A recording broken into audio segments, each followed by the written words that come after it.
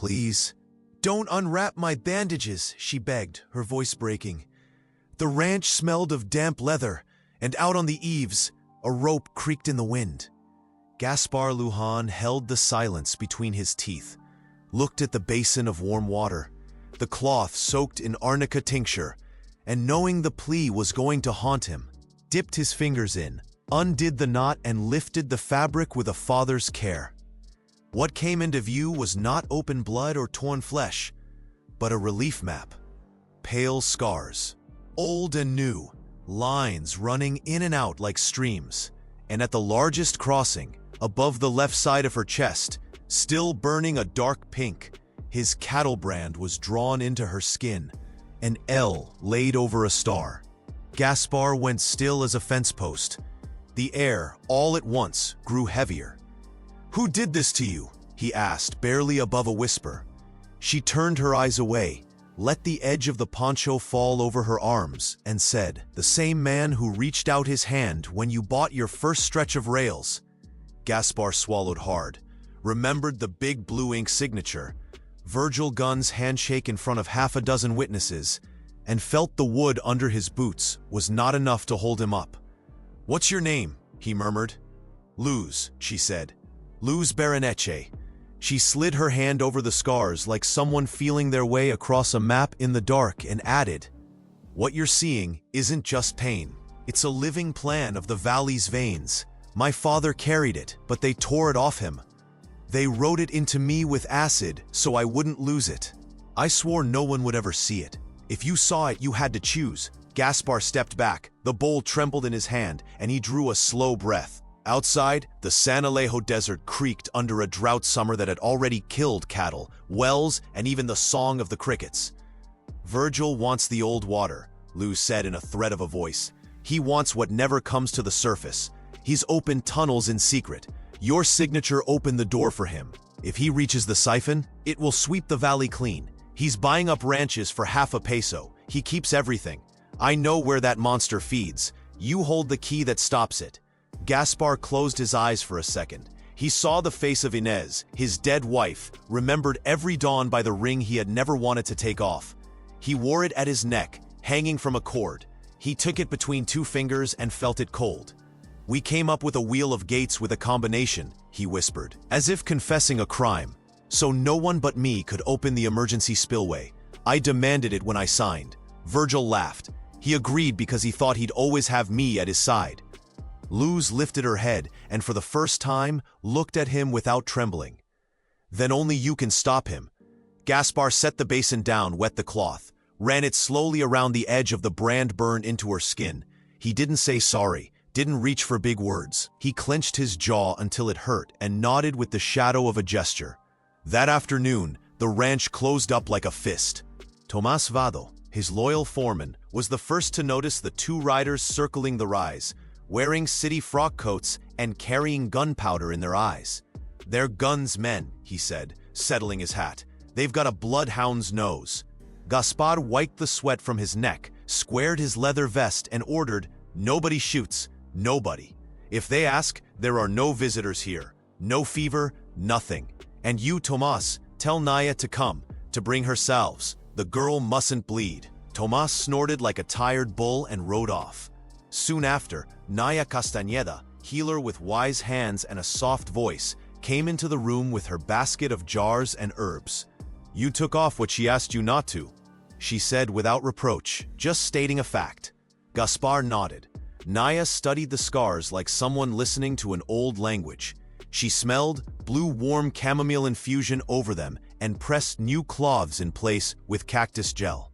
"There's no pus, there's fire. The body insists on remembering. When it does, you remind it of something else." "What?" Luz asked without moving her shoulders.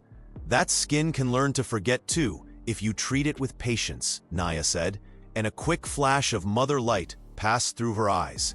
At nightfall, Doña Tarsila sent word from the cantina that some men were asking questions with money in their hands and ferocity in their eyes. Gaspar put on his fine wool poncho, took the Winchester he did not intend to use, and went down to town with Tomas and Benicio, the fleet-footed messenger. Sanalejo was as dry as a hard crust of bread, but it still smelled of frying, liquor, and earth.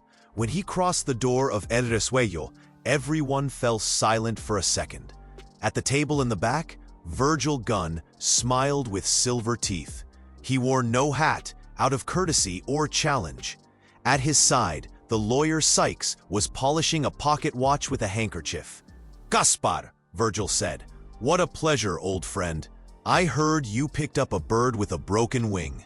Heard you brought a problem into your house that's none of your concern." Gaspar left the Winchester on the counter, in plain sight, unloaded, and asked for water. He drank it without haste. Then he stepped closer. "You're the one who broke the desert," he said, plain. Tarsila, behind the bar, set down the bottle and pretended to busy herself with glasses. "The desert breaks on its own," Virgil said, adjusting his cufflinks. "I bring order. I make it useful. I bring progress in iron and steam, and progress doesn't stop for campfire stories or women with bandages."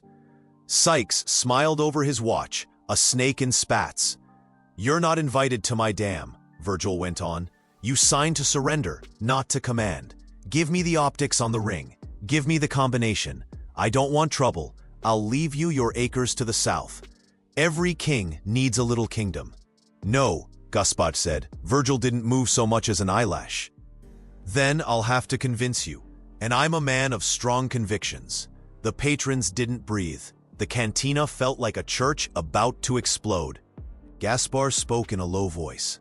"If the siphon blows, the old water will sweep away the shacks first. Then your sleepers. You don't care. Or you do. Because fear works for you." "Order works for me," Virgil said. "And order is a straight rail with people on each side still." Gaspar brought a finger to the table. Drove it into the wood like a stake. "I have testimonies. I have inventories. I have names carved into skin." Sykes set down the watch. "That sounds like an accusation." "It sounds like you being made to look people in the eye," Gaspar replied. Virgil looked at Tarsila as you look at a river before crossing it. "Tomorrow at dawn, I'll open my gates and the valley will sing. If you want to stand at my side, come before. If not, it'll be clear you chose the side of the ones who die. I'll sleep in your blood if I have to." "Not here," Tarsila said sharply, with the smallest glance at the sign that read, "No trouble." Virgil leaned back, smiled again. Only then put on his hat and went out with Sykes and his men. Only when the door shut did the air become a place fit for living again. Tarsila pulled a folded paper from her apron, spread it out without a word. Inside, traced by a trembling hand, there was an arc, an old mark Gaspar knew from childhood. Culebra Hueca, an abandoned gallery farther up Estrella Canyon. Beside it, written in a priest's hand, "Sister Inez awaits you."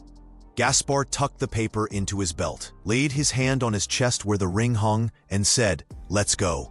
The chapel of San Miguel was cool as a well. Sister Inez, thin, with eyes like clear night, greeted him with the slightest inclination. "You brought the young woman," she said. "No, sister. I left her with Naya. There are eyes on the road." "And you came to ask me for life for a key?" she said, guessing it as if she were reading his throat. Gaspar held the ring between his fingers. "I made it to protect. Now it serves to lock. I want it to serve to open. I need to get through Culebra Hueca before Gunn's men. I need someone to guide her without being seen. If I fall, if I stay behind, someone who isn't me has to carry the map written on her skin where it needs to go." Sister Inez closed her eyes for a second. The murmur of the women in the back pews turned into a wordless prayer. "There are things only you can do, Gaspar," she said. "This is yours for having signed, hers for having survived, and mine to open the oldest door." She did just that. Behind the altar, a trapdoor led to an earthen passage that smelled of wilted flowers and wax. "It comes out at the dry creek. It'll spare you eyes and dust," she explained. "And her?" Gaspar asked. "Naya will bring her later, when the sky turns from black to lead," the nun said. Gaspar thanked her with a gesture. Before he left, Sister Inez caught his wrist. "When you're down there, remember you're not opening a gate, You're letting loose a guilt. Let it out in the same measure as the water." He walked back to the ranch at the pace of a man adding up accounts. In the yard, Benicio was sharpening his knife against a stone just so he wouldn't shake. "Boss, there are shadows on the hill, 3 or 4, he said. "Let them be," Gaspar answered. He went into the room and found Luz sitting, covered, her eyes lost in the window. "I had no right," he blurted, rough. "You did it to heal," she said, "and you saw something you didn't want to see. Now you carry it. It burns, doesn't it?"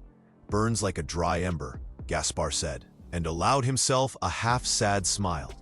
"I'm going to ask you for something worse, to walk with me into the belly of the earth, to hide when I tell you, not to hesitate if you hear me fall." Luz drew in a breath and held it.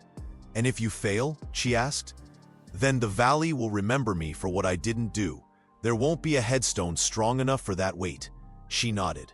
"I'm not made of porcelain. They broke everything they could in me. What's left no longer shatters. Let's go." They set out at night with no lantern. The moon was as thin as a fingernail, and the firmament hummed. Tomas rode behind them, mute. When they reached the creek bed, Gaspar left the horses with Benicio, went into the chapel passage, and followed the tunnel that smelled of church, fresh mud, and farewell. They walked bent over. Luz didn't complain. When they emerged into the brush at the height of Culebra Hueca, the sky was already paling. To the north, the bulk of Santa Isela Dam was outlined like a black altar. In the distance, a locomotive whistle drew a thin thread of steam. "They're going to start early," Gaspar murmured. "They want people asleep," Luz said. "Fear goes in easier when your body isn't steady." Gaspar pointed at the mouth of the gallery, boarded over with old planks. He drove his knife in, freed 2, and they slipped inside. Culebra Hueca lived up to its name. It coiled through the rock with a cold that got into your nape and your spirits. The dripping sounded like a rusty clock. "When my father brought me here to look for bats, we pretended to be brave," Gaspar whispered. "We didn't know that one day we'd be really scared." At the third bend, they heard voices. 2 of Gunn's men, with a lantern, were dragging a crate of dynamite that smelled of bad omen. "They cut through here," one said. "Old Lujan knows these guts. If we see him, we shoot his boots first. Virgil wants him alive so he can say the combination." The other laughed without joy. Luz brushed Gaspar's arm, and they flattened themselves against the wall. When the men passed, Gaspar breathed, "Not today," without air. They let them go on, followed behind, and by the time the sky had almost made up its mind for day, they reached an iron grill set into a stone throat. Behind it, they could see the still gleam of the old water, a glass eye about to blink. The padlock was a knot of steel with 3 numbers engraved on it. Gaspar took out the ring, slid it into the slot of the mechanism plate, and his knuckles white began to turn. "What numbers?" Luz asked. 14, 8, 14, he said. The day Inez said yes, the month, and the year twice because it felt fair. He made the last turn. The lock sighed like an old animal and gave. The metal of the grill opened with a groan. On the other side, a service platform faced the emergency gate, a toothed wheel that demanded muscle and faith. "If I open it all at once, I kill people," Gaspar said. "If I don't open, I kill people. There's a right point in between. I'll find it. You help me with this bolt here. If you break it when I signal, 2 fingers, the water will obey like a seasoned mare." Luz nodded. Their hands trembled a little. "Let fear find its own legs," she said under her breath. Then they heard boots.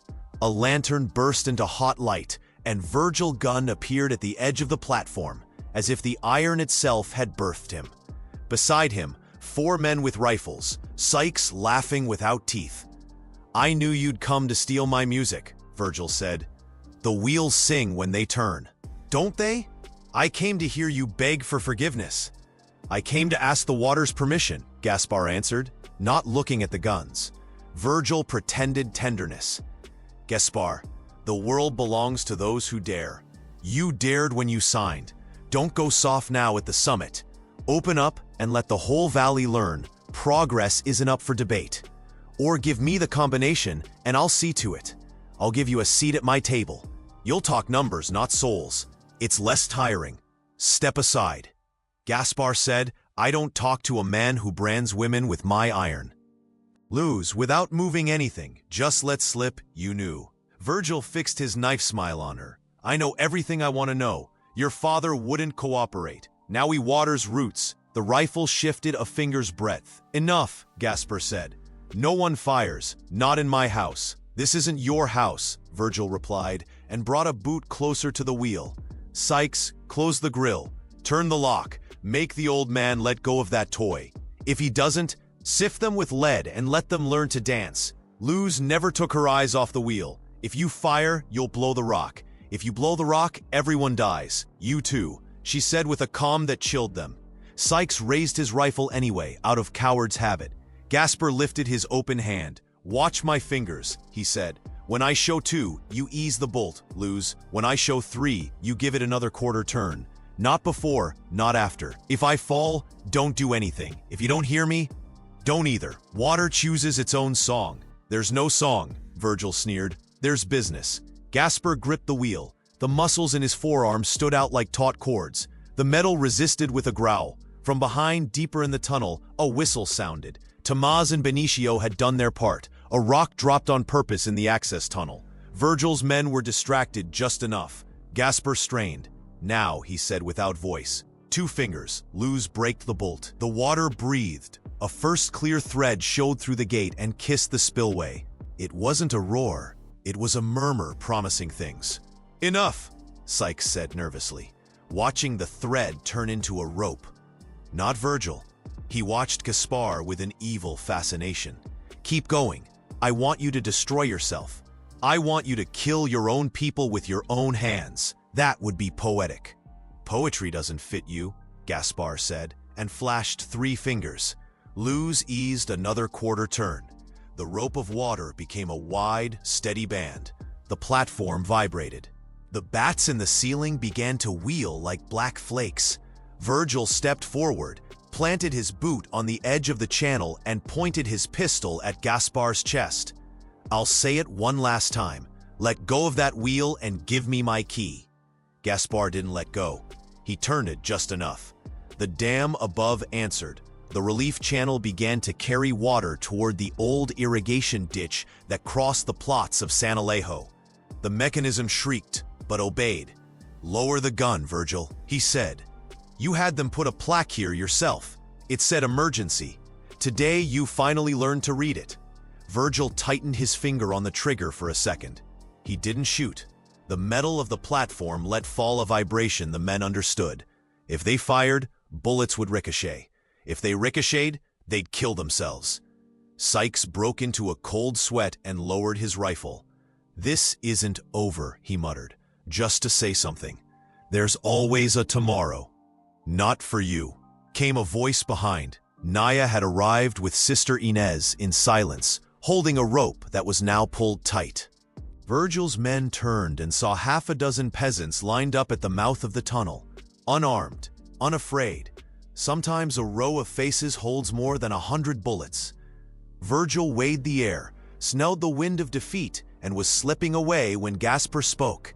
You won't leave with clean hands. He took from his vest a paper folded 1,000 times. It was an inventory. Sacks, powder, wages paid at half, fake tunnels. He dropped it into the relief stream, and the water carried it outward, toward the light. That paper will reach San Alejo before you do, he said, and they'll read it in the plaza. And if you lie, the desert will remember your name in every scorpion. Virgil looked around and for a heartbeat seemed human, someone who understands, too late, that he doesn't rule as deep as he thinks. Then he pulled himself together, gestured retreat with the pistol, and left with his men through the tunnel, without dignity, without jokes, without music. Gaspar eased the wheel a little. He found the earth's pulse. He softened the blow. The water ran clean along the old ditch, licked the stones, made the dust fall like flour. Luz's face was wet without her knowing if it was sweat or tears. Does it hurt? Naya asked her later, when they finally came out into the full morning and the dam was behind them. Its monster calmed. It hurts less here, she said, touching her chest. Because now the map is good for more than remembering. The map was always good. Sister Inez corrected her. Today you used it to live. In town, Tarsila had set up a table in front of the cantina. On it, the damp inventory paper spread out and held with 4 stones. People gathered around. Tomas read in a strong voice. No one shouted. Some pressed their hats to their chests. Children dipped their fingers in the water now running past below, and their laughter rang like tiny bells. When Virgil arrived in the plaza with Sykes, he found something he hadn't seen in that land for years. Eyes that didn't drop. Arrest him, Tarsila said quietly to the 2 town hall guards who had always looked the other way. By some old mystery, they obeyed. Virgil struggled, but didn't shoot. Sykes tried to say something about habeas corpus and papers. No one listened. Gaspar came walking, poncho over his shoulder, ring in his fist. He stopped in front of Virgil and said just enough. I signed. I was wrong. Now I undo what I did. I give up half my land. The water that runs through it becomes common. It's managed by assembly. If anyone wants to fight it, they fight me, not those who've got nothing but their hands. You're crazy, Sykes said. You're poor, Virgil snarled. Gaspar turned to Luz. She nodded without speaking. Then he took his ring, which had been key and promise and chain, and handed it to Sister Inez. This has done what it had to do, he said. Keep it somewhere water won't find it by whim. Water finds everything by nature. The nun replied with a half-smile not seen on her often. But today it forgives you. The town judge, a thin mustached man who liked not to decide, found himself decided by the tide. He ordered Virgil held in preventive custody for being dangerous and a flight risk. Sykes stamped his feet, but the current of people dragged him towards silence. There was no lynching, no stones. There was a low murmur of relief, like when a fever breaks. That afternoon, Luz sat on the ranch threshold. The sun, now bearable, drew a shine from the adobe walls. Gaspar came over with a jug of cool water. I don't know what's left of me now, he said without grandstanding. What you do next is what's left, she answered. What came before dries out like a puddle. You remember it, just so you don't step in it again, nothing more. Gaspar looked at the horizon, the line of mesquites slowly returning to green. What I have left is selling cattle, closing out the rail account, paying those still owed, founding an irrigation ditch with everyone's name on it. I have to learn how to keep quiet with meaning. Luz touched her bandage, and I'm left knowing I can change skins without erasing myself. I don't want to hide anymore. If the map is useful, let them look. If not, let them leave it in peace. I'm tired of being a secret. Gaspar scratched his chin, awkward in his new man's hide. What if you stay? Slipped out of him. She held his gaze with a look that neither promised nor refused. I'll stay until the water sings on its own. After that, who knows? I move like it does, wherever there's a channel. Then I'll make channels, he said, like a vow made without altar. Weeks went by. The dam no longer commanded as before. It opened and released at agreed hours. The plots began to take on color. One afternoon, a violin was heard. Nobody knew where it came from until they saw her in the plaza, standing, unafraid of all those eyes. She was playing a tune people started calling, without asking her, Bandages of Water. The children sat down. The old folks closed their eyes. Those who had lost something remembered that some losses open doors. Gaspar, off to the side, leaning on a post, didn't applaud. He breathed. That night, he came to Sister Inez with a bag of accounts and signed papers.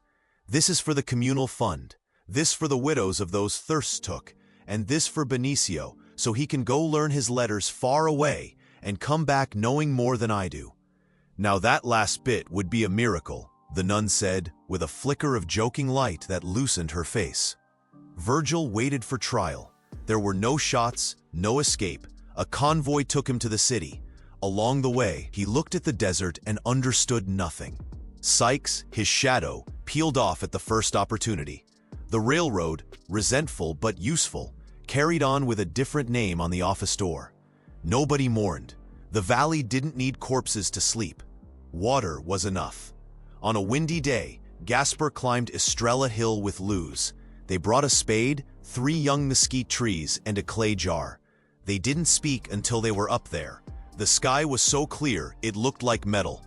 Here, she said, pointing at a patch of soil strewn with small stones.